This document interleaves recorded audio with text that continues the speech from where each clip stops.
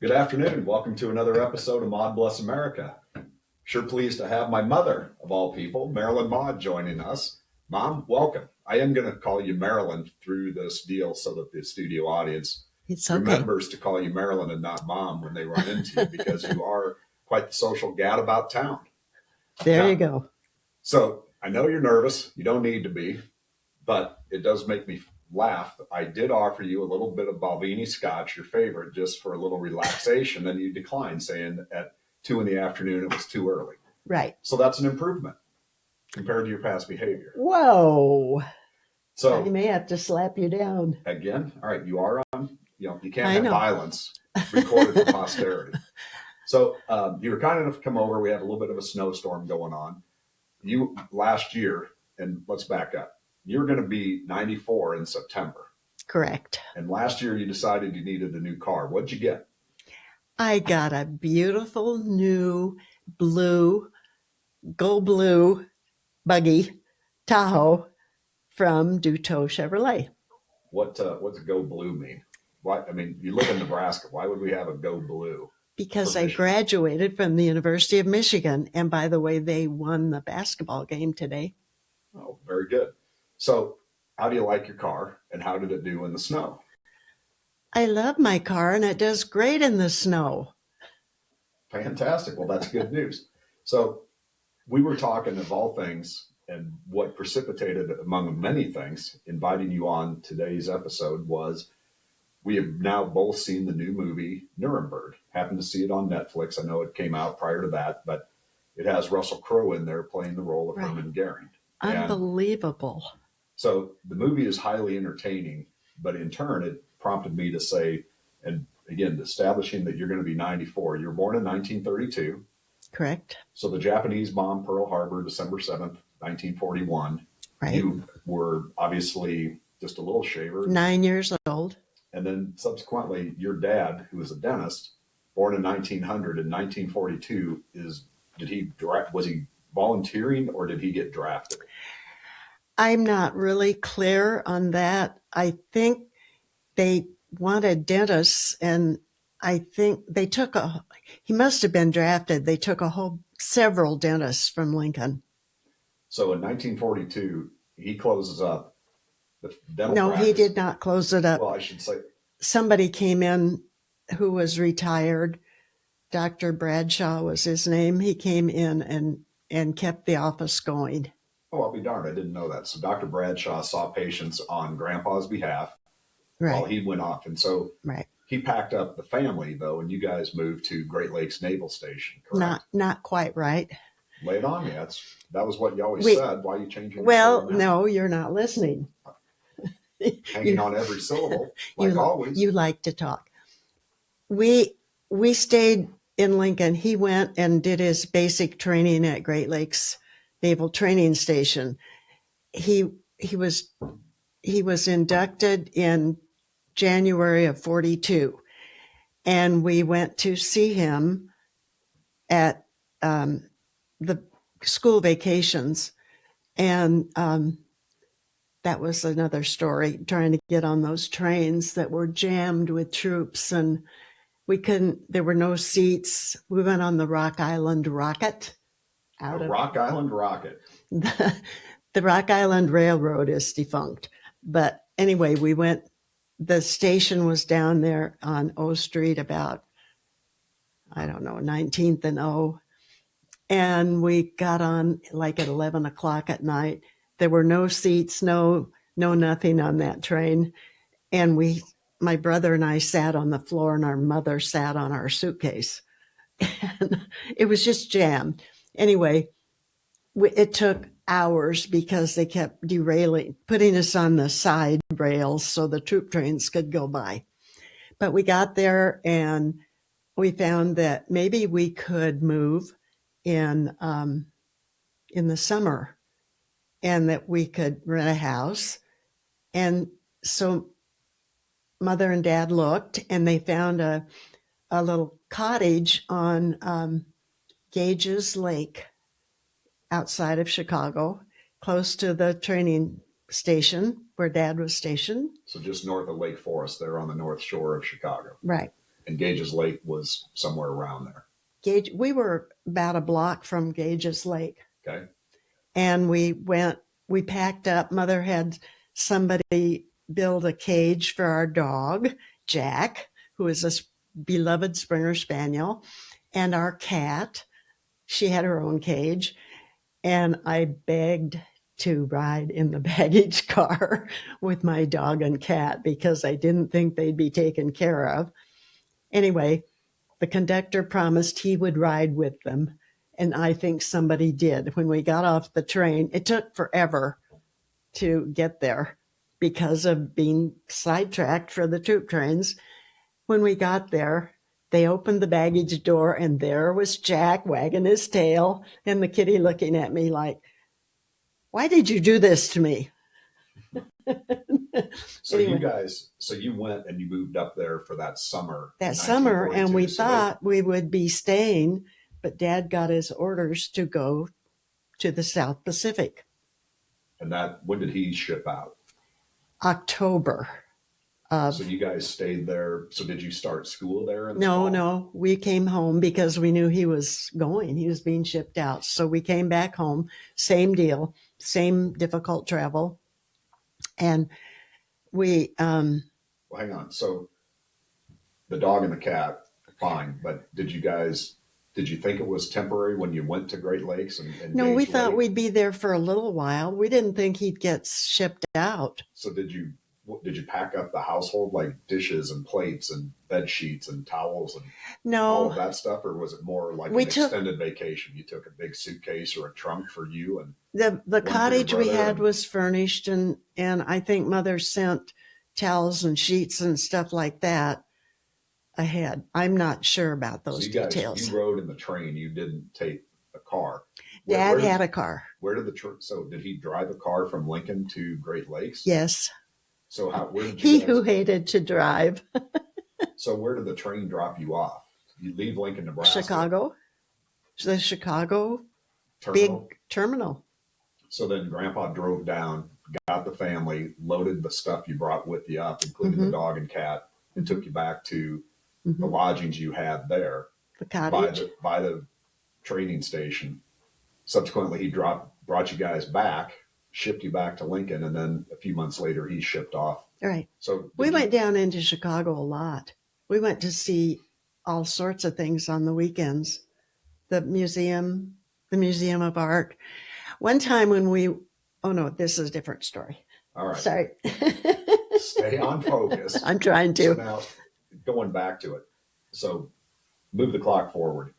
You said in January he effectively got called up. So it must have been right on the heels of Congress declaring war on Japan by... No, that's wrong. Okay. I think he went in 1943. Right. I think he had a year after the declaration of war in 41, December of 41. So he actually was only in the South Pacific Theater for effectively 2 years. 2.5. 43 through 45. Almost 2.5. Okay. So what went on? You know, he ships out from Chicago. You and your mom and brother and the dog and cat are here in Lincoln. No, we drove him to San Francisco. That's where his orders took him. And you drove him in the car. You guys didn't take the train. How'd that work with the gas rationing? I'm glad you asked that. I was just going to say, gas was rationed, meat was rationed, sugar was rationed, butter, eggs, everything was rationed. But since Dad was a dentist, we had stickers that we put on our windshields, and A, B, C, D. The level A got 4 gallons of gas a week. Level B got 8. Level C got 12, and that filled up a tank in those days. And D got unlimited. And because Dad was a dentist, he was considered necessary, and so we got unlimited. So you were level D. We were level D. Wow. So no problem other than possibly were there short rations, for lack of a better term, some of those gas stations that We had they to may be. not have had enough to fill you up. And then you took what you could and had to go on to the next station. How did that work? I don't remember that there ever was a problem getting gas going. We went from Lincoln to North Platte the first night. We left the dog and cat in care of somebody. They did not go. Um, we went to North Platte the first night and had difficult time getting Hotel. a hotel room or a motel. In those days, they were cabin camps. And that North Platte was where they had all the women that they had They baked canteen. they had a big canteen and they baked and cooked, and they still do that to this day. But they bring out the boxes for all the guys being shipped out, both east and west, right? Trains all stopped In North Platte. And gave them time to get out and get their cookies and their cakes and their this and that, and then get back on the train and go on. I don't believe they brought it out to the train. Gotcha. And that it was both directions. Didn't matter if those guys were going east or west. Right. Wow. So right. Anyway, then Platte, we went to Laramie where my uncle lived, and we stayed a night with them. Went on to into the mountains, crossing. There were no interstates. Remember there this? Was no interstate. There was two lanes. Eisenhower after World War II. Yeah. So you were on a 2-lane highway. 2-lane highway, and we went up through Medicine Bow National Park, and Clarence Emerson, who was a physician, had a cottage there, and he and his wife Dora gave us a wonderful breakfast, and they had this. And so you stayed with Patty Pan. No, we just had breakfast with them. Patty Panzine's grandparents. Oh, I'll be darned. That's quite So all this got arranged. So you made it to where you were. Then obviously we went North Platte, then Laramie. Then where did you spend the next night? Rawlins. I believe it was Rawlins, Wyoming. And then we went on to Salt Lake City, and we looked around Salt Lake City a little bit. And remember, this is in the 40s. Cities were not as big as they are now, not congested. And with gas rationing, it wasn't congested hardly at all. So we did things pretty fast. And then we went, it was pretty sparse towns in between Salt Lake and San Francisco. And I've looked on the map and I've tried to figure out, we went through Bryce Canyon, and I've looked on the map, we must have made a lot of horseshoe type, S-type trips, side trips. We were gone for 2 weeks. Anyway, we got to San Francisco. Somehow or other, they'd arranged that we would stay at the St. Francis Hotel. You could hardly ever get a hotel reservation during the war because everything was taken over by the troops. Right. And that we had this really nice 2 rooms, adjoining rooms. Wow. My brother and I were in one. I don't know how Mother and Dad worked that, but they did. They were having the first organizational type meetings of the Security Council. And Edward Stettinius, that's a name to look up. Edward, how do you spell it? Stettinius. Stettinius, I believe. Stettinius, I think so. Anyway, he was a really good looking white-haired guy, very, very diplomatic looking. And he was staying in our hotel, so we got to see him coming and going. And so what did he do? He was very instrumental in setting up the Security Council. Security Council. Well, that was UN Security Council. It's kind of the pre-runner, I believe, of the UN. Okay. And lots of foreigners also participating, and we weren't too far from where they were meeting, so that was really historical. That was something to really think about. Of course, there were military all over the place. Anyway, we had a wonderful time. We were just there for about 3 days, maybe, before Dad went, before he reported to his ship, which was a Dutch Liberty ship. What does that mean? What's other than it Well, was from Holland, but it what's a was, Liberty ship? they were supposedly kind of neutral, and they carried supplies to all the, like, to the islands. They carried Okay. war supplies. They were, But in 1943, the Germans had overrun Holland, so they couldn't really be neutral. they got them away. They got these ships out of there. Okay. And I don't know, they got over to the South Pacific. I hadn't thought about how they got there, but well, they sailed, obviously. So they stopped, though, at Pearl Harbor in Hawaii, because Grandpa talked about that. They did. And Grandpa also talked about how they put him, it was like a freighter. It wasn't a luxury ship. It was. No, I'm sure it was. They not. put Grampy in the same end of the ship that the captain was. So that was a big honor. But Grampy was seasick all the way. Oh, no. He didn't handle that well. And because it was a long ship and the waves, and he said it was like a rocking horse all the time. And anyway, he decided he didn't want to be in the Navy. Well, they had him by then. Can't take it back. No. And then From from Pearl Harbor, they went to New Guinea. Okay. And we were not supposed to know where he was. It was very secret. But Mother and Dad had arranged some sort of a code between them. All the mail going out and all the mail coming in was censored, but his roommate censored his mail, snail mail. His roommate was a physician from the New Orleans area, Dr. Yates. And anyway, we learned where he was just by talking about Holland. And we looked on the map. Holland, how can you be in Holland? And we figured out it was Hollandia, New Guinea. Oh, got it. So he couldn't. Pretty clever. So he couldn't specifically tell you, but you figured it out. Yeah. So then you had also said that the Navy came and said, you're a dentist, you're in charge of everything from the neck up. Give us Well, they were planning the invasion of the Philippines, and the pictures that Dad sent, he sent a few pictures back, and he brought a few pictures back. He didn't talk about it much.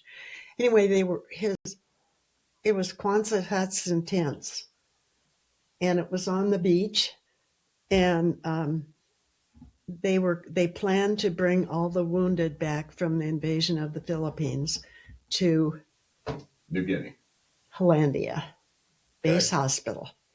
And Dad was the only dentist, and their doctors there weren't that many, and this was going to be a big deal. Of course it was. And it ended up being a big deal. And they said, you're in charge of everything from the neck up because you're a dentist. So he wrote, and we packed up medical books, anatomy books, everything for the neck up. And he developed some really unique ways to treat these guys. They'd come in with broken jaws. Some came in a lot worse than that. But he made a cap and put wires down and wired the jaws shut. Oof. And I mean, he really was innovative in the things he did. He was a good dentist. I have no doubt. So move the clock forward. The Allies win the war in Europe first. I think that was May of 45, VE Day. Right. And then subsequently we had BJ Day when we defeated the Japanese. How long did it take before Grandpa came home? He got home probably a week before, maybe during the week of Thanksgiving. It was right before Thanksgiving.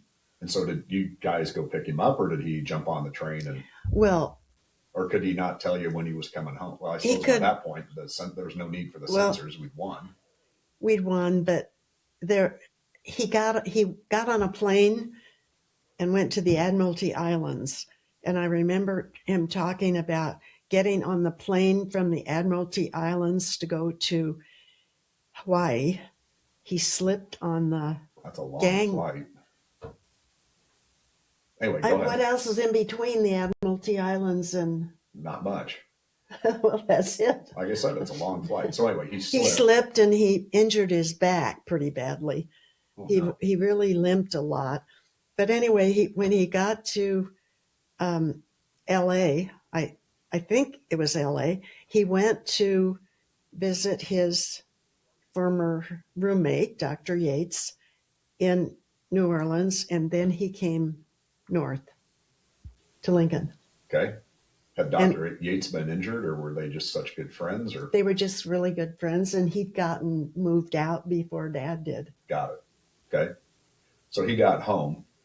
So coming back to, we were talking about the Nuremberg trials, and obviously that was 1945 to 46, and it was pretty interesting. This movie suggests Hermann Goering maybe surrendered, and there were I think 20 guys that were captured Nazis.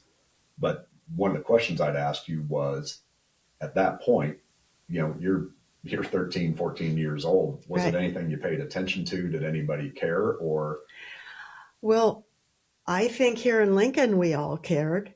I don't know what it was like elsewhere, but in Lincoln, Ed Carter, who was a Supreme Court judge on the Nebraska Supreme Court, was one of the judges at case 7. Okay. I looked that up on the internet. On case 7. And this technology. Well, I wanted to educate Matt on what was going on. I need all the help I can get. Well, Ed Carter had a son, Bob, who was in my class in school. And my good friend was Harriet Winke, and her dad was also on the Supreme Court. So I was acquainted. I didn't know Ed Carter, but I knew who he was. And because I'd met him at Harriet's house several times. Anyway, at least all the kids at Lincoln High were aware that he was a judge at the Nuremberg trials, and our teachers were really pretty good about following it. The history teachers were. I think people in Lincoln were very aware of what was going on. So back then, TV was not nearly as prevalent as it is today. How did you follow it? What, were you listening on the radio? On the radio. There was no TV then. Obviously, and that's why I said there were no TVs. So you said it wasn't prevalent. There were no. Okay. Well, I stand by it. I'm pretty accurate, aren't I? Be corrected. Well, of course. So how'd you follow it? I mean, they were 7 hours ahead. So we followed it in the newspaper. Did they? The newspaper record it and then rebroadcast what went on? How? Not real. I don't remember broadcasts, but I certainly remember articles every day in the newspaper. The newspapers were very good in those days, not today. I couldn't agree more. But in the meantime, so you followed Nuremberg trials. Probably Hermann Goering was the biggest. Did they ever speculate how did he get the cyanide? Rudolf Hess was pretty bad too. Well, none of them were good. No, but those two were big names. Right. But Goering was the Reichsmarshal. He was second in command behind Hitler. He was very self-important. And he cheated the hangman. He took cyanide, and that's what killed him. How in the world did he get it? That's what we want to know. I think the way they showed it in the movie, he had it sewed in the cuff of his uniform. Oh, they would have searched that, wouldn't they? If it was it looked like a little capsule about this big and not very big around. And if they sewed it in a seam but eventually he would have washed his shirt. It would have just, I would assume. Well, this was his uniform that he wore at the trial. Right. Remember that in that movie? I don't know how accurate the movie is. So did you subsequently, as some of that footage became available later on, did you ever watch any of it? Where I'm going with it is the movie representation of what occurred. Was that really accurate? I mean, for example, the brightness of the lights, they were all wearing the dark glasses. And I don't. Life magazine was a great magazine in those days, and it was a photograph. It was a magazine of photographs with a little story, and we took Life magazine. So every week we rushed to see what the pictures were out of Nuremberg. Some of them were sunglasses. I don't remember anything about a psychiatrist for each of them. That I don't know, but they say that movie was based on fact. Right. And at the end, it said that psychiatrist for Goering was committed suicide. Yeah. And again, I'm sure if you've gone to the internet, your new best friend, you would have seen that they don't know how he got it other than it was something from Goering. There's speculation, unproven, that he may have been the one to get him the cyanide. So, but it's Well, also it's in the possible. movie, they say that this newspaper article is what got Kelly dismissed. Again, other data suggests maybe that was more a fictionalization for the purpose of telling the story. That's it. Movies are never 100% accurate. They always No, have it's to not a get documentary. to It's not a get the documentary. It's entertainment. to get the story out there. So the other question, and again, we were talking about it, but when did all of the Nazi atrocities come to light? I mean, for example, did they report that Justice Jackson was instrumental in getting the Vatican, for example, to support the Nuremberg trials, as depicted in the movie? Was there any reporting on that you remember? There was. Oh, I do. I'm not Catholic. And we all thought, what is this Pope doing? Because he appeared to be supporting the Nazis. Oh, boy. And that came out in magazines. And of course, the Catholics that I knew didn't want to admit that. But we all thought, what kind of a Pope is he? What kind of a leader of the Christian Catholic, a large segment of Christians? What was he doing supporting the Nazis? The Life magazine was really influential in our lives because before the war started, like in 1930, before we got involved in the war, in 1939, they came out with a big expose of the Greeks were starving to death. And they showed pictures of these kids and people with starving. Now, I've never looked up to see I don't know what that was all about, but it was a bad deal.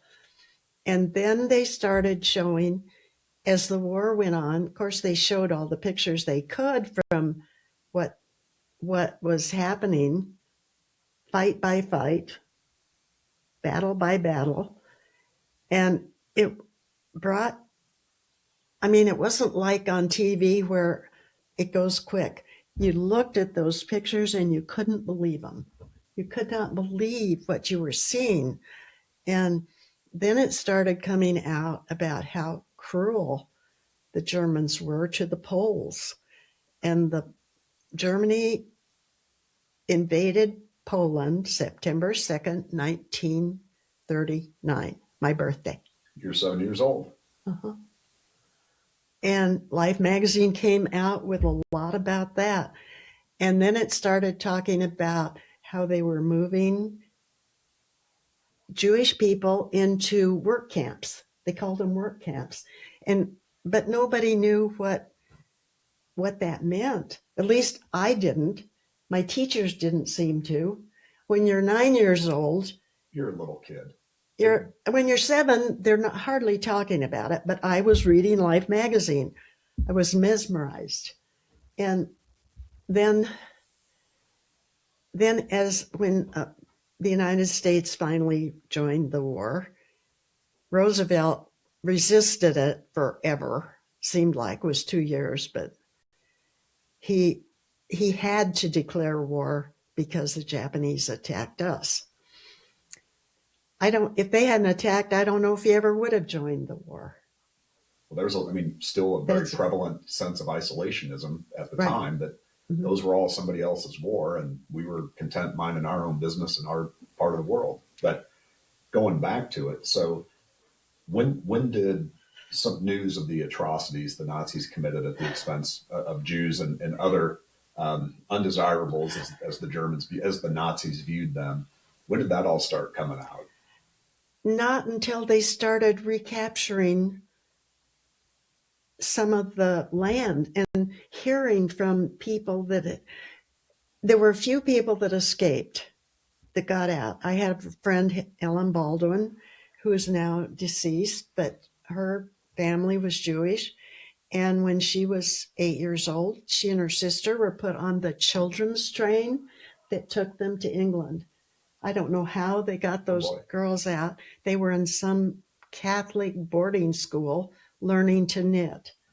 She Wow. said the kids in the town didn't want anything to do with them. And Is that because they were Jewish or because they were German or? it probably was because they were German, because the Germans were bombing England big time. Absolutely. And But the English, I mean, London in particular, exported all those kids out to the countryside to get them right, away well, from the these carnage. kids were, but So they were everybody German. were effectively orphans. But they were German. Okay. The English kids didn't want anything to do with them, she said. It was a very hard time. So she also had to learn to speak English, or did she speak English when she She was on learned the to children speak. train? No, the train was a fairly quick journey. No, I know, but I mean, when she got shipped out, is that when they started the process of saying you're going to have to learn English? Well, or? when she got there, she learned she had to learn English. Gotcha. And Okay. she did, but she still, even in those, when I knew her, she still had a very soft accent, but she was American through and through. They got her parents somehow were able to get out of Germany, and they got to America before she did. And did they bring back stories of the atrocities? That was what Well, we were talking about when you brought this up. okay, we're starting. Thank you for keeping me on track. Someone has to. It was, they knew that it was a big, bad deal with Kristallnacht. Okay, sure. That was when the Germans destroyed all the shops in Right. Berlin and all around. Anyway, the stories came back from people who were able to escape, and I don't think our government was really believing what they were saying. I don't think anybody thought that they could be so cruel. Well, I don't, I mean, you move the clock forward, there remain, which I don't understand how Holocaust deniers, but again, reading it, that was the big reason why Eisenhower was so adamant to bring members of the press after they were liberating those camps to visually document through film what they were finding. And Well, obviously and we saw a bunch of those pictures on the movie. well, yeah, I mean, they were moving pictures within the movie. And Right. But yeah, it's appalling. They were actually the actual movies that. Correct. Okay, Matt, you must remember, did you ever hear our neighbor, Dr. Torin, talk about? I definitely remember Dr. Torn, and we were always told don't bring up the war. And during, I believe it was junior high, we were having this class on the Holocaust, and we were supposed to interview someone who had been in the European war theater. Mrs. Torn expressly said, you cannot talk with Dr. Torn about it. So I didn't bring it up, but I was talking with Mrs. Torn, but I didn't know anybody else besides Dr. Torn. And he happened to walk in and sat there and he told me the whole thing. I mean, even then, even now, I can't really believe it. Was it Dachau? No, it was the first one in Germany, and I'm drawing a blank. No, that was in Poland. He was in Germany. Yeah, I know. Coming in, and that was the big race against the Russians to basically get to Berlin first. Right. But he talked about having to, was a medical corpsman, 19 years old. He'd gotten to Europe right as the Battle of the Bulge was going on. And then subsequently, I believe I'm accurate, he was with Patton's army as they were going east. And there was a very small, almost made it sound like maybe one of the first of the concentration camps the Germans built, more as an experiment. And that they were seeing these people, and there he is at gunpoint with all these hardened veterans, holding them back from giving food and water to these folks inside the concentration camp. That much food and caloric intake would have killed them. Mm-hmm. I mean, just food, caloric intake, and even water. He told about as they approached. Yeah, they could smell all this burning they had no flesh. idea what it was. They didn't know it was burning flesh. They all knew they talked about was for almost a week this appalling stench in the air. They had no idea what they were getting into, and of course, it was still winter. I think that this was the camp where they did all those experiments and made lampshades out of human skin. And again, it was an really appalling awful experience in the history of the world, and an embarrassment to the world, as we now know.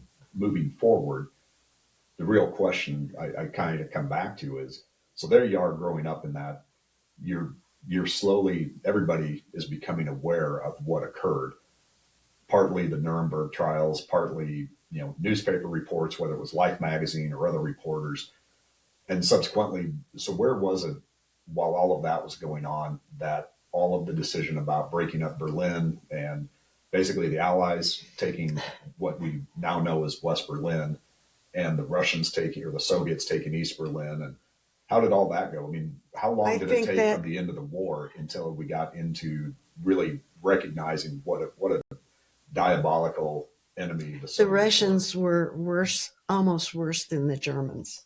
Well, again, we've all And read that, well, but when did that start? When did that information start coming out? Was it all just kind of on the heels of just winning the there war? was the Yalta conference, and it was Churchill and Roosevelt and Stalin. Stalin.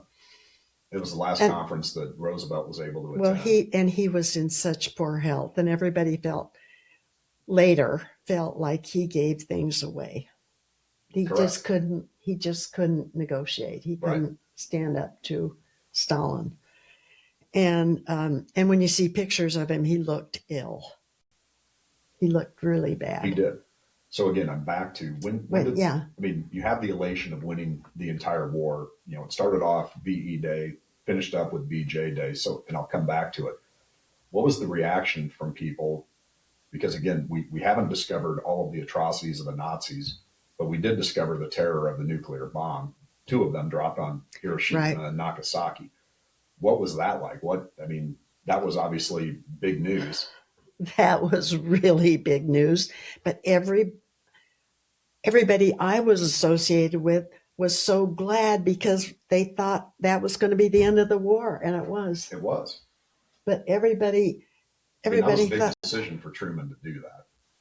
it was. But they kept it so secret, but did any of it filter out, or was everybody surprised after the fact that you had that whole There was a the whole pilot, thing that Oppenheimer and that group was developing? and Oppenheimer was a German who got away. Yes, and Jewish, and he Jewish. did escape. So in the meantime, all the elation of winning the war, and yet all these revelations, just seemingly one after the other, it had to leave everybody reeling, wasn't it? Everybody felt sorry for the Japanese that died, but everybody felt that the Japanese were so cruel in their prison camps. And Dad talked about his corpsmen went up to the mountains. They were told, don't go into the mountains behind us. And his corpsmen one day went up in the mountain. There was a Japanese flag laying there in the bushes. And he picked it up, and it was a bomb, and he was disintegrated. Oh boy. So everybody, we heard so many stories like that so nobody had any sympathy for the Japanese. It took me a very long time to get over the Japanese. They took my dad away. They were so cruel. There were so many people in Lincoln. Bob Law was on the Bataan Death March. Oh boy. Did you ever know that? I did not. Well, so what was life like? There you are. You're just a nipper. What was life like in Lincoln? I grew up real fast. What does that mean? It means that you became very serious. Everything was for the war effort, the rationing, you made do with what you had. My brother and I had a wagon. Well, my brother had the wagon. I just pushed. But well, that's the way it should be. He's older. My brother was older. Anyway, he was a Boy Scout, and they collected the newspapers, and everybody saved their newspapers. You didn't throw anything away. Why did you save the newspapers? They were recycled. So they took them someplace. We took them to the church scout camp at Westminster. Okay. And so what they recycle it into? I mean, you have ink on paper.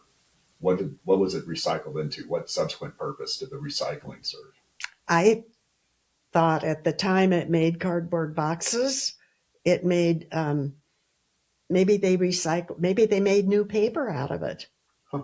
I don't know what all I know is we collected newspapers for the war effort. We collected tin cans that were recycled and melted down into whatever they used tin for. And we collected tin foil. The cigarettes all had a lining of tin foil, which is not like aluminum foil. And everybody and the chewing gum was wrapped in aluminum or tin foil.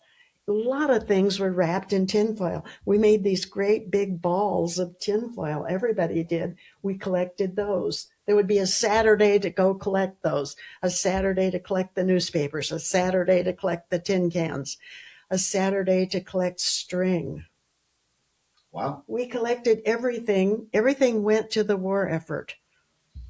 And the church in this particular case in your neighborhood was the repository. So it didn't matter if you remember the church. That was where everybody brought their things. So a different church. In our area, that's where everybody brought their stuff, and trucks came and picked it up. I don't know where it went. So different neighborhoods had, it might have been a church, might have been a school, could have been whatever. Yeah, and it depends on what the neighborhood had to offer. It depended on the neighborhood. Mm-hmm. So keep going. What else is life like? Well, there's your Saturday. You went to school Monday through Friday. We, Saturday was collection day. Then what'd you do on Sunday? Well, we gathered in my family. First of all, heating oil was rationed, and we lived in a big old house there at 27th and South. South Street was a 2-lane street. 27th was a 2-lane street. There was a stop sign only. And we collected, our next door neighbor was a salesman for a tailoring. He sold fabric to tailors.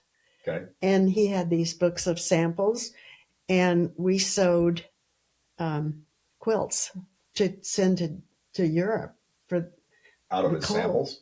Out of his samples, we cut them, make squares, and Mother and Grandma would sew the squares together.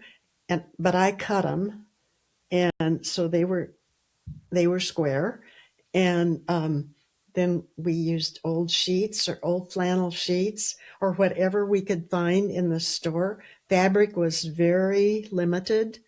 Clothing was limited. Food was rationed. We had our ration stamp books. You went to the store, if you bought a pound of meat, it took so many red stamps. If you bought a pound of butter, which was never there, very little meat.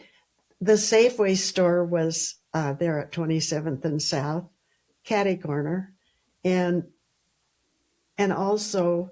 So you didn't just run out to the store for a bag of Doritos. No, there were no Doritos in those days. Okay.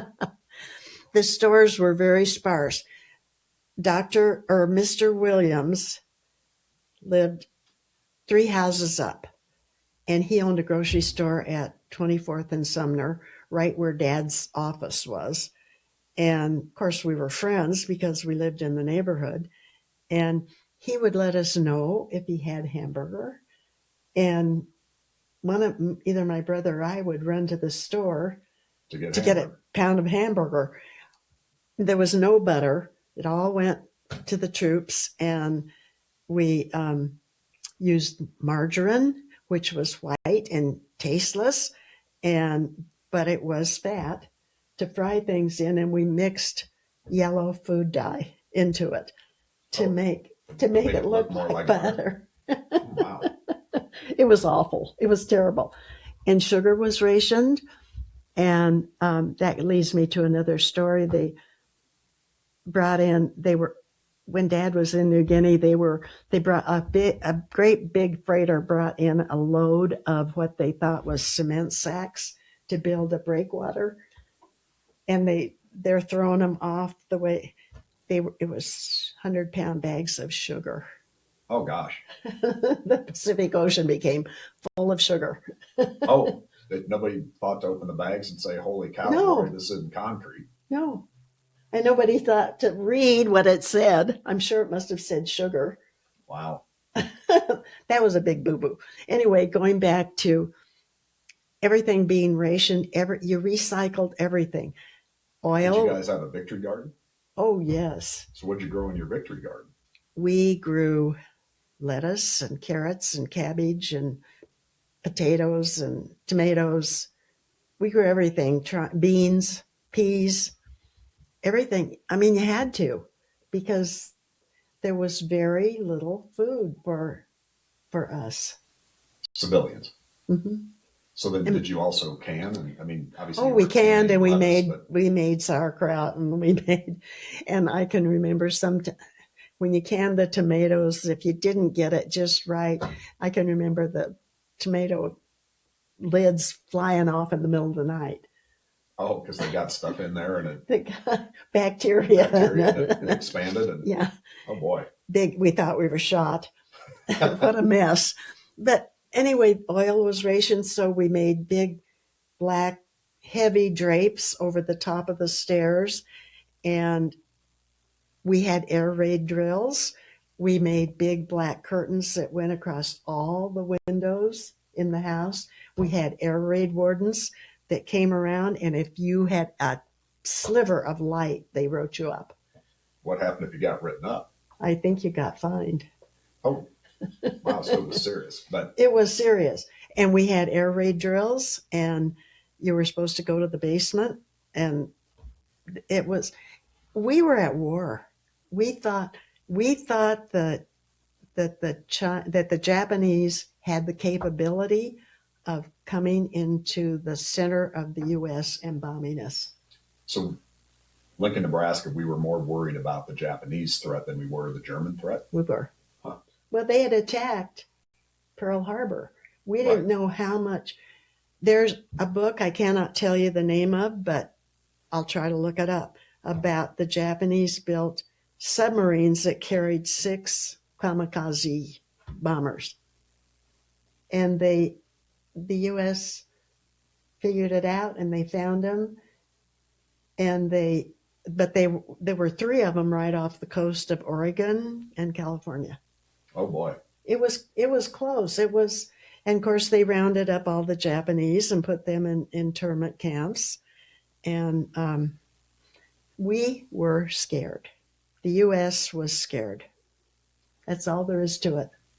So you read back, and there are people to this day that say, it was just an absolutely appalling travesty that we put the Japanese into internment camps. Did you know any of the Japanese that possibly were rounded up and put into an internment camp? Not at the time. There were no Japanese living in Lincoln that I was aware of, but Kei Chia, who was an anesthesiologist here But he's in Lincoln. Korean. No, I thought Dr. Haichio was Korean. You're wrong. He's Japanese, and his mother and father. I don't know whether his dad died in the camp, but they were out around Atkinson. Atkinson, Nebraska. Well, There was a Japanese internment camp in there was Nebraska. also a big military facility there in Atkinson. And we had the Lincoln Air Base, and Lincoln was overrun with airmen. And we had airmen come. We never had a problem with food because Grampy had farmers that were his patients and they loved him. And we always had eggs, and we always had chickens. Oh boy. Okay. And so we always had food. And you had unlimited gas. So we had unlimited gas, so we could go get it. They would call and say, we've got eggs for you, or we've got chickens for you, or we've got some hamburger for you. Wow, well, that's great. It was really nice that he had such a great relationship with his patients. But it was war. It was war in Lincoln, Nebraska. And those planes taken off, and it was refueling. It still is. They still have the refueling planes out there. They do. Yeah, KC-135. So we thought we were going to get bombed because of the air base, I suppose. Well, I mean, it would make sense, but it is, as you know, driving it is a long way from the coast to Lincoln, Nebraska. So it would have been quite an airplane back then to get all the way to Lincoln to bomb them. But coming back to it, so we end the war. You've got all these experiences. How long did it take for, example, the rationing? When did that finally exterminate or go away or get extinguished? Well, not until they started getting the troops home, the troops dispersed, mustered out. They still had to feed all those troops everywhere. Absolutely. And it didn't happen overnight. Right. They didn't come. Well, I mean, Grandpa, the war was over in August in Japan, and he didn't get home until Thanksgiving. Well, they had occupational troops everywhere, right. and in Japan, right, and in the Philippines, and throughout Europe. Throughout Europe, yeah. So it was, they had to be provisioned. So it took a long time. Things started to trickle and get better. They raised more cattle. We got meat. I think we were still rationed probably for a year. Oh boy. Wow. It didn't happen overnight. No, I didn't think it did. I years faster than I kind of thought it might have been. So from there, I come back to it. So the war's over. You have the, again, rather shocking news about dropping the atomic bombs to end the war in Japan. Was a shock. And it did work. From there, though, again, you kind of, I mean, it almost seems like you just rolled right on into, you have the Nuremberg trials. And those started shortly after we won the war and the Japanese had finally capitulated. From there, you have this ongoing behind the scenes drama over dividing up Germany with the Russians and in particular Berlin. So it almost seems like you went right into the Cold War. What was that? And again, you were too young, but was the Cold War starting up before we got going with the Germans and the Japanese and the Italians? Or was that something that came around post-war? I probably was too young to understand all that going on. I just remember the Russians seemed to become an ally towards the end of the European war. Okay. And it seems like they were Johnny come lately, but yet they were reaping the accolades. Yeah. And I mean, they did. They got to participate in defeating the Germans. Right. But from there, like I said, the world changed. You have nuclear Big time. weaponry. Did the U.S. share that technology with the Russians, or did they steal it basically? I don't know. I don't know exactly what happened there. I think they probably had the scientists to do it, but I also think, what about the Rosenbergs? They gave all sorts of information. Right. I think there was a lot of information left the U.S. with spies to Russia that they got the bomb. So, again, move the clock forward.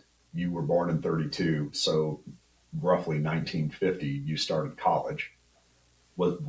During college, is that when you started the whole Cold War thing and the threat of the nuclear bomb and all of that? Eisenhower started the interstate system. I don't remember. Late 40s, wasn't it? Yeah, as soon as he became president, I believe he started pushing to do this, and everybody thought, well, why do we need that? And then all of a sudden, when you could buy a car again, you couldn't buy a car in the war. You couldn't buy new tires in the war. Oh boy. You had to have your tires recapped. And if you had Of course, if gas was rationed, it's not like you were burning up the highways. Well, but people were going, I mean, they did have to get places, and you could have a flat tire and you'd be running on the rim and you couldn't replace that tire unless you got it off of a wrecked car. Wow. Or you went to the junkyard.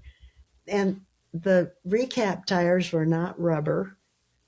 They were something else that didn't last. Huh. And so did you and your mom and brother, did you guys have a recap tire? Uh-huh. Really? So we had a 39 Dodge 4-door that we went to California and back. Well, that was a pretty long trip, and the cars. They were a lot heavier back then, I assume. The car? Yeah. Oh, not. I don't think it was as heavy as the cars are. My Tahoe. Well, it seemed like there was a lot to them. The bodies were bigger, and I just assumed with modern technology, a lot of aluminum parts and all of that, I would have assumed they were heavier and consequently maybe. entailed more wear and tear on tires. I probably wasn't thinking that way. I Nor was should just you. thinking Just that our thinking out loud. tires wore out and we got them recapped. It was very difficult to get them recapped, to get somebody to do it. There were no workmen. There were no. Everybody was in the service. Everything went to the war effort, so it was hard to get things replaced. But I can remember driving along one time and the recap thing that went around the outside went flying off. Oh boy. It was Well, not, Grandma was not known as a good driver. She hit a curb or something. I don't know, but maybe she did before and it loosened it. But they just came out. We went to a man who had a garage in his home, in his garage. Oh, okay. In his home. Sure. And he kept our car going. He somehow was able to keep it going together with needles and pins. And duct tape. And duct tape. Well, they didn't have duct tape. I know. But we sure needed it. So you got to college in 1950. You graduated in 54. The Salk vaccine came out. I mean, you've lived through some incredible advancements. Obviously, incredible acts of destruction, but... Well, and incredible acts of recovery. The U.S. recovered. Everything we had learned how to make do, and boy, we really entered the industrial U.S. age. New cars came out. Grampy worked on the line when he was in high school at Chrysler. Okay. And they didn't. It was all hand done. You never wanted a car that was built on Monday or Friday because everybody came back from the weekend and they weren't interested. On Friday, they were eager to get out and play. Oh, okay. So the Monday hangover and the Friday party start. Yeah. Got it. So that was the story.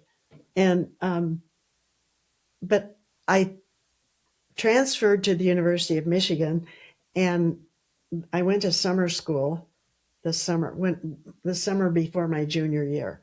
And I lived in what they called it was a boarding house. Can't remember what they called it. A dorm. No, it wasn't a dorm. It was like a boarding house. It was an approved boarding house for girl students. And one of the girls, there were only about 10 of us. And one of the girls was the daughter of one of the scientists that developed the atomic bomb. Oh boy. And her name was Alice. And I can't remember her last name. I wish I could. And her dad taught at the University of Chicago, knew all those scientists there. Sure. Most of it developed at the University of Chicago. Correct. She was very, very interesting. Well, then after I started dental hygiene school and met Dad, here is this funny looking little man named Leon Bloom, who was a member of the dental class. He was about 5'4", 5'5", very misshapen head, wore a great big hearing aid that fit over his head, and his face was scarred, and his short legs and funny arms and scars all over him. When he wears shorts, it was painful to look at. He was a survivor of 3 of the Jewish concentration camps. Wow. He was Romanian. So whatever that camp was in Romania, and then he was sent to Auschwitz, and then I believe Dachau was where he was rescued. It took him a long time. He got to be really friends with Dad, and Dad was 6'3", and here's Leon, short, and when he would go on dates with Dad and I, because he just loved Dad, and he would say to me, "Marilyn, why do you date this big ape?" And he banged Ted on the shoulder. And Ted would say, "Did you tap, Leon?" he, he, he was such a dear man. Took him a long time, but he finally warmed up enough and trusted us enough to tell us what his life was. Wow. What the life in the concentration camp was. And he was in the truck ready to be dumped when the Allies rescued him. He saw his family go. And then he was able to make it to the United States because he had a cousin in Grand Rapids. And the cousin got him out and brought him to Grand Rapids, and he did his undergraduate work there at one of the schools in Grand Rapids, and he was smart as a whip. He had to translate the lecture into German and then spew it back in the tests that he had to write in English. Wow. Quite a guy. It was so, I mean, that brought the atrocities at the camps so home to us. So going back to this whole thing, when do you recall it really becoming apparent, relevant, and America finally embraced the atrocities committed by the Nazis? Oh, I think when the Nuremberg trials started. That really, and then, so switching to the other side of the world, there were horrific atrocities committed by the Japanese. Right, and there were trials there, but I don't remember anything about them. Really? Okay. Yeah, I mean, the history classes, we didn't get into that. So let's leave World War II for a bit. So we leave World War II. You have, I'm going to go back to the American recovery. Then you go into Korea. And that, I mean, so Dad did not get drafted to go to Korea. No, but when he graduated from dental school, he had to serve time 2 years in the service. And he had been, so it wasn't a draft, but it was a compulsory military service. Mm-hmm. He had to. When did the U.S. get away from the draft? And then secondarily, when did the U.S. drop the compulsory military service? I don't remember that. I don't remember how that came about. I'm not sure they weren't still drafting for Korea. Oh, okay. I don't know, but I know that Dad belonged to the NROTC. He could see the handwriting on the wall. I was at camp when the Korean thing was. I was at camp in Minnesota when the Korean War started, and I thought, oh God, here we go again to another world war. And I remember I wanted to come home, and Dad said, no, this isn't going to be the same. You'll be fine. Have a good time. But my brother was graduating from college, and he signed up to go into the Air Force because he wanted to fly. Okay. And he went down to Oklahoma to what's the name of the air base down there? Anyway, Edwards Air Force Base. I don't think that was it. That's not it. I don't know. I can't remember. Look it up on the internet. I'll let you look it up on the internet. So keep going. Anyway, so he flew in the MATS. He was in the MATS thing. He didn't, apparently his reflexes weren't fast enough to be a fighter pilot. Maybe he didn't want to be. Okay. I don't know. But anyway, air transport. Okay. And he was, I may have a drink of water. He was stationed. I'll open it for you. Thank you. He was stationed in Maine, Bangor, Maine. Maine. There you go. Nice, thank you. He was stationed in Bangor, Maine, and he went up into Newfoundland and brought the guys back that had nervous breakdowns. I was going to say gone crazy, but no. And his plane was set up with stretchers, like 3 and 4 high. They strapped those guys in because they were violent and flew them back to the base hospital there at Bangor. Wow. First I've ever heard of that. Never ask.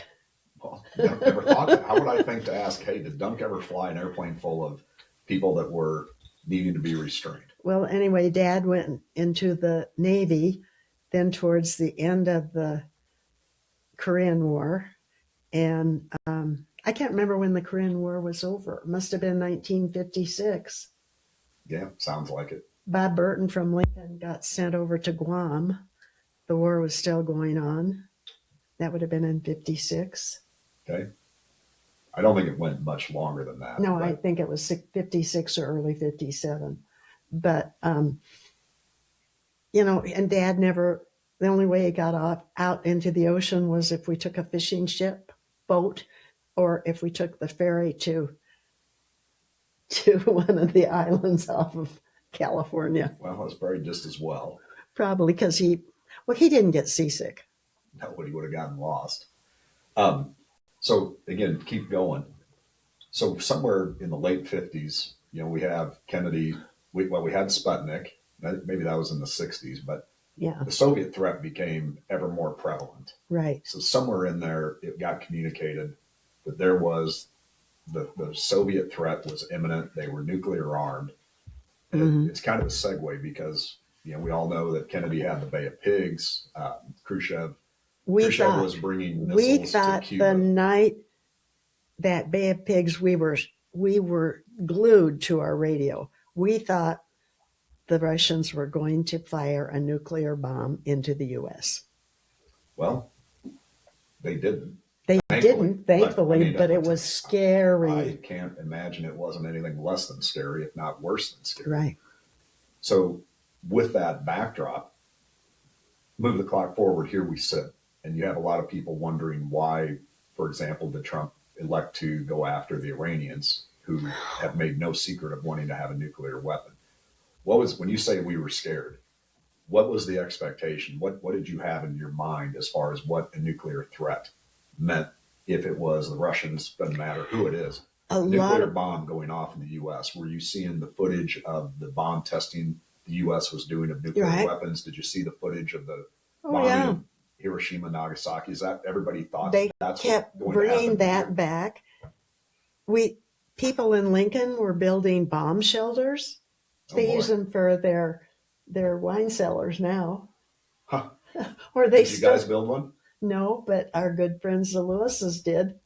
Really? Okay. And no, we decided there wouldn't be anything left to come back to. We might just as well get blown up. We were pretty. Well, that's a pleasant thought. Well, what's the pleasant thought about coming out and all the radiation and everything being annihilated? Well, I didn't say it was any better. I'm just, again, to have to actually sit and think through that is just, it was more. And like I said, it cost $5,000 to build a bomb shelter in those days. In the late 50s. So that was a huge amount of money. That was a huge amount of money. And we just decided we didn't think it was really going to happen in spite of the Bay of Pigs. But we knew that the Russians didn't care if they blew us up. So the Russians didn't care. We've very clearly seen the Iranian theocracy that run Iran. Right. They sure don't seem to have the same regard for Judeo-Christian values of life that the rest of the world does. But remember our neighbors, I know, but hang on. Just stay on now. I do remember the neighbors. That's another conversation. For now, again, you've lived through it once, where the U.S. was under direct threat of a potential nuclear bomb with the Russians bringing nuclear weapons into Cuba, aimed at the U.S. From there, you now have, an Iranian theocracy since the late 70s has said death to America. They have actively and vocally sought to obtain nuclear weapons. They've played every game from the Russian playbook, and Khrushchev in particular, trying to be coy and saying this but meaning that, and all the games. And in the 11th hour, when you boil it down, the Iranians want a nuclear weapon to continue their pattern of what basically death to America, Right. death to Israel. And Right. so my question is, even with the threat of that, I'll rephrase it. Why would we not want, or why would we care if Iran was nuclear armed? We already stared it down once. You at one point said we finally decided not to build a bomb shelter because we didn't think the Russians would actually do it. So do you think the Iranians would ever drop a nuclear bomb on Israel or on I the U.S.? think Iran would be very happy to drop a nuclear bomb on Israel and on the U.S. They're Muslims. The Muslims want to exterminate the Christians and the Jews. There you have it. That's my take on it. And I mean, I think there's very nice Muslims that don't have, we know some Muslims here in Lincoln that don't have that mentality at all, but they're not radical. They're not. It's the radical branch of that are Iranians that are following the Ayatollah that want to destroy America. Well, then the people supporting the mullahs and saying it was wrong for us to attack Iran, do you think they don't understand the threat the nuclear armed Iran poses for us? Or do you think they share that radical view of death to America, that they don't like how successful America has become and has been? I think it all boils down to religion. So you think this goes back hundreds, if not thousands of years? Mm-hmm. Well, that's a long time to carry a grudge. Well, so here's another question. America ultimately won the Cold War. And my question, going back to it, so you look at Grandpa, who underwent profound sacrifice. All the Americans that either directly contributed service members to the war effort or indirectly supported the war effort through victory gardens and enduring the rationing and the deprivation. What do you think they view America as today? Do you think they fought and died and sacrificed to have arguments over whether a man can be in a woman's locker room or a man can compete against women in sports or all these other things that today's modern progressive party, for example, thinks are that America should have? That do they think that America was really racist and that everything we do is a function of white supremacy and all of that? How would Grandpa answer that question? I wish he were here. He was so wise. He put such a great perspective on things. I don't know what. So here, I'll rephrase it. Do you think he would have felt like his sacrifice and the sacrifice of his family and his friends and all the Americans that contributed to that war effort was worth it to see what America has turned into today? I think he would be disappointed in what America has turned into. Do you think he would look back and say, when America won the Cold War, that was the beginning of us losing our way as Americans? Good question. I'll get back to you on that. You heard it here. So with that, Mom, we're going to wind it up. Thank you very much for being. I want to say one more thing about the Cold War. No, there's no time. Okay. You're done. Go ahead. Okay. Let's hear it. When we were on a Smithsonian trip to Russia, we were the first ship into St. Petersburg, coming up the Volga River, I think, into St. Petersburg. We were the first ship after Russia opened up. So that was after the fall of the Berlin Wall, or was that after? That was Glasnost, yeah. Gorbachev had said, take the wall down. Yep. Well, Reagan said, take down that wall, Mr. Gorbachev. Yeah, and he did. Anyway, we went in and as we came in, here come the Russian freighters coming in. You knew a mile away, we had our binoculars, so we were watching the river traffic.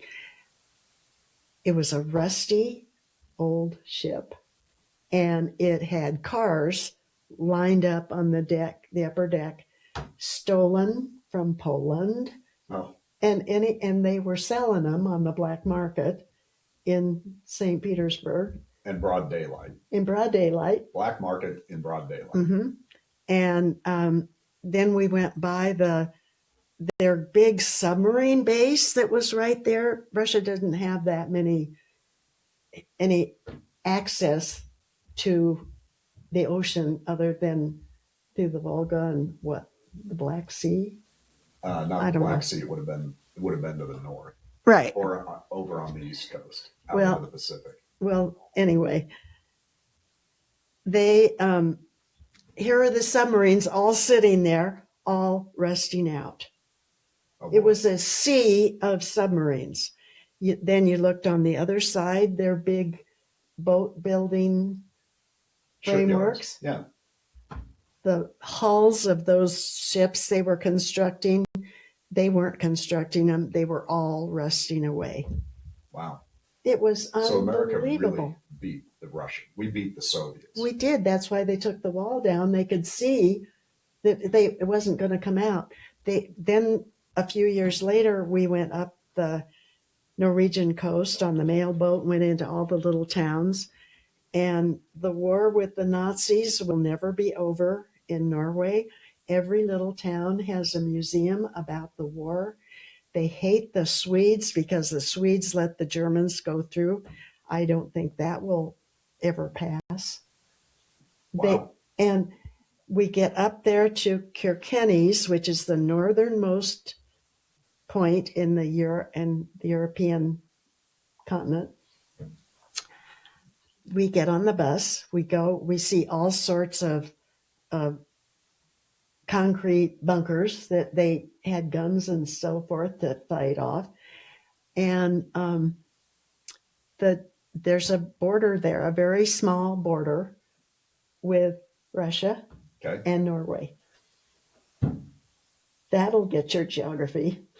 Yeah, I'm going to have to go look at that. You have to look at it. What'd you tell me it's called? Oh, the internet. I'll show you how to use it. Thank God. Someone does.